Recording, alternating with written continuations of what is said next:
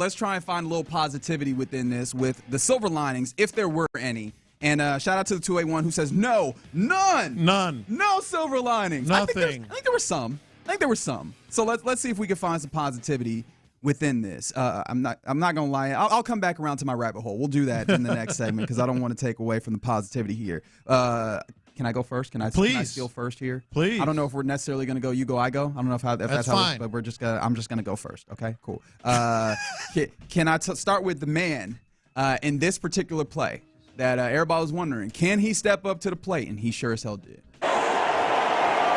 First down, Texans from their 26, down 4, 12:49 to go in the fourth quarter. Here's C.J. Stroud under center with two receivers left, one to the right, Joe Mixon in the backfield.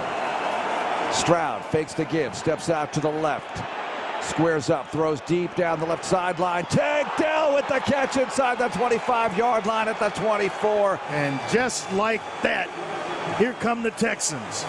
Yeah, it felt like that was going to be. It felt like that was going to be a catalyst. Where that they was at? going to be a. Where they at? Yeah. Although I will say, you can hear the energy there. That was your 5-hour energy, high energy play of the game. 5-hour energy, the official energy shot of Sports Radio 610 and football superfans. Tank Dell, man. 50. Wasn't that 50 on that one? 50 yards right there. And, I mean, that wasn't the entirety of his receiving. 126 yards on 6 receptions. Did not get into the end zone, but not very many people did in this game. But, yeah, like Tank Dell, the idea of can he be that high level he can in a day where I don't think this team looked very good past the football. C.J. Stroud completed 36% of his passes, but he damn sure completed them to Tank Dell. Yeah, and missed some to Tank Dell. There were 9 targets, and I don't think Tank necessarily, unless I'm forgetting one, like had a drop per se. I think it was just misses. No, that is a true silver lining. Nico Collins is coming back. We're not saying there's going to be a magic elixir for the Texans' issues, which we know now run very deep. But I think it's a good thing to have Tank, stepping up like that. Yeah, and in a game where I was worried about, okay, if he's the only option that is that's tried and true and that maybe is trusted, will the Jets be able to take him out of it? And the answer was no, right? They were not able to take him out of the game. Now you didn't cover yourself with glory all the way around, but they weren't able to take him out of the game. I thought that was a silver lining. I got a question for you on a silver lining that I think it is, but I could certainly hear the argument against it after the way the game ended. And I know there was some Jalen Petrie debacles, two in particular, et cetera. But I felt like, especially early on, the Texans' success against an opposing quarterback was still there. The secondary was early on. Now, I know in the second half, Aaron Rodgers was really just, using that big brain of his and picking you apart and taking advantage of some advantages. But he was out of sorts. He was turned out of sorts by some of the things the Texans were doing in the second half. But then it just flipped in the second half. I don't know, man. There was quite a few times where you saw D'Amico Ryans and this defense bring 5 and not get pressure. Now, I'm talking about like just the success passing. Well, even that. Yeah. Well, and when I talk about chickens coming home to roost, this is one of the ones I forgot to make note of. How many times have we looked at this secondary and been like, "Ooh, they're getting away with it," and it was to a point where it was happening a lot, and you were like, "Well, maybe this is something that they do." And obviously, some of that you give credit to the defensive line getting back there, and that's why I brought up pressure. But it was like even the first half, I was like, "Oh, there's got to be bad juju."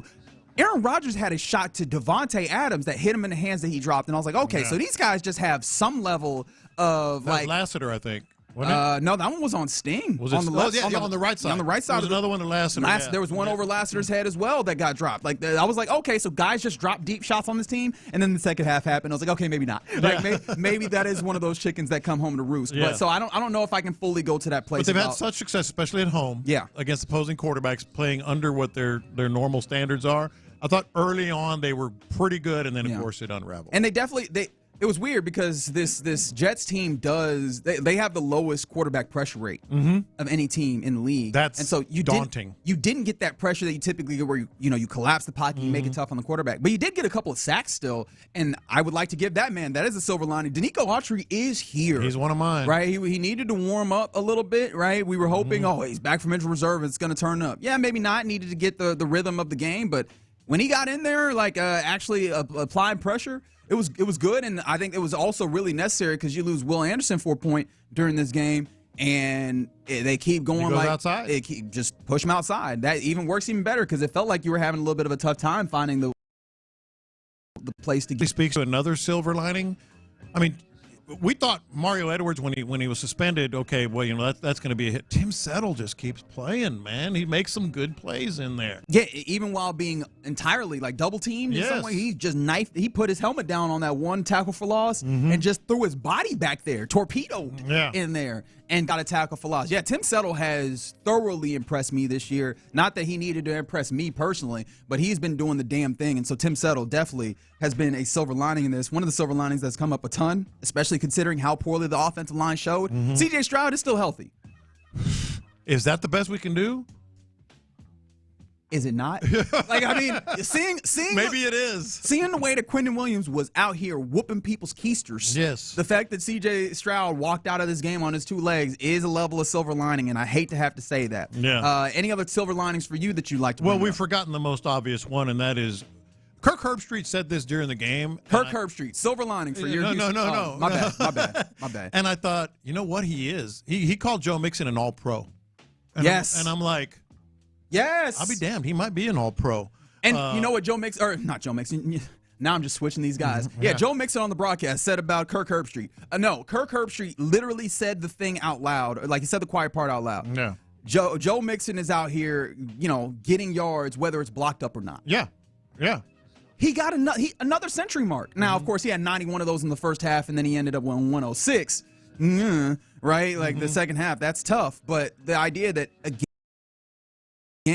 this is where they He's a things bad out right. dude, man. But he just hook or by crook. A bad dude. And by the way, I think you will get as much pleasure out of this as I did. Right now, today, the games haven't been played on the weekend yet, but right now, today, you missed them. 4 of the NFL's top 5 rushing leaders, and that doesn't figure to change this weekend.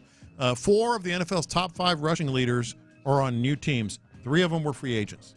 So the era of the running back and you can't give him another contract. The risk reward isn't there for acquiring a proven running back. Well, Derrick Henry, Saquon Barkley, and Joe Mixon are the top 3 yards per game rushers in the NFL. Another silver lining with Joe Mixon is that we learned you probably should not have him play quarterback. We learned something. We did learn. I mean, he didn't look bad. I just think the problem with that play was the play. You're desperate. It's a sign of desperation. You're spitballing. No, I'm never blaming the non-quarterback when the trick play gets called, because you know why? I've been a wide receiver, not at no high level, right, high school or whatever. But when that trick play gets called for you, especially like as a wide receiver, I'm throwing the football, right? If he's covered, I'm not throwing the ball away. What do you think I am, a quarterback where I'm going to have another down? This is my shot. Yeah. We don't call these often. I'm throwing the football, right? So I'm not actually going to blame him there. But, yeah, that was my cheeky way of getting back around to reminding us that, even with Joe Mixon having a great game, really stupid play call. That's the call. It's the call more than anything. Kendrick Green?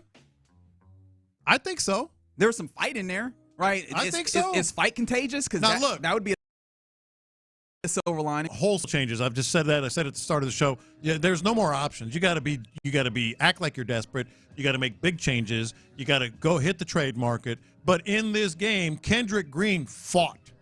Like he fought, and he had more success than Kenyon Green. To me, this is like the Dameon Pierce versus Cam Akers argument, man. Like, maybe Cam Akers is a little better, but it ain't that big of a difference. No. And that's the thing about the play, right? The fight matters so much because the play was just about the same. Yeah. And that's the thing that's really frustrating, right? It's still, though, considering that the play was about the same and the fight was so different, I still think you have to look up at the team and go, so why didn't this? And I say this raising my hand, acknowledging that I on the front side of this game was like, I don't know. If they're not going to him, I think that it might look really bad. They know a little something more than we probably Now they do. And it did look bad, but it also looked bad with at least a dude who looked like he was willing to give it everything he could possibly give. He wouldn't get that one. For a moment, there was some times where Kenyon Green got. We were talking about this. We were talking about this in one of the breaks. Yeah. The idea that technique, because somebody was asking how long until Chris Strasser is held accountable, and I can't really get to those depths necessarily, not because I don't want to, but because offensive line play is a world of its own. And I think you have to, I really do respect the level of work that it takes on that. And even Seth, right, played in the league, played against those guys. He defers to the guys that he knows that played offensive line. Yeah. It's not the easiest thing in the world to kind of break down. But even within that, right, I know enough to know like dudes with right shoulder, right? Like dudes should not be in on your body. And I know Kendrick Green has the short arms, the T-Rex arms or whatever, but even just still, like technique, I do wonder, right? How much of this is technique for this offensive line and how much is this them just getting their asses beat? And it's really a problem that you can look up and say, yeah, that might not even be technique. They might be given all the game in the world and they're just getting their asses beat. One more name with an upward inflection. J.J. Taylor? Yeah, no upward inflection. Yeah. I have liked pretty much every J.J. Taylor rep that I've seen. 7.7 yards per carry. Now, he only had 3 carries, but 23 yards. But remember, this goes back to in that time period where you were missing Joe Mixon and Dameon Pierce. What was that, week 3 through 5 thereabouts, if my memory serves me correctly? J.J. Taylor, when he got those reps, now he's not a guy there's not a guy you can have all the time, but he has some juice to him, right? Yeah. He has a little bit of something else. There's a little bit of lightning to the thunder of whoever else that you're going to say is the thunder. Looked the part. Looked like he wasn't overwhelmed, that's for sure. Yeah, shout out to the 832 who also said that before we got to it. J.J. Taylor, a little bit of a silver lining. Absolutely, Paul on the YouTube. J.J. Taylor has shown up with limited opportunities. The problem is I don't know what that actually means for this team because it's not like you can put him back there consistently or anything. Yeah.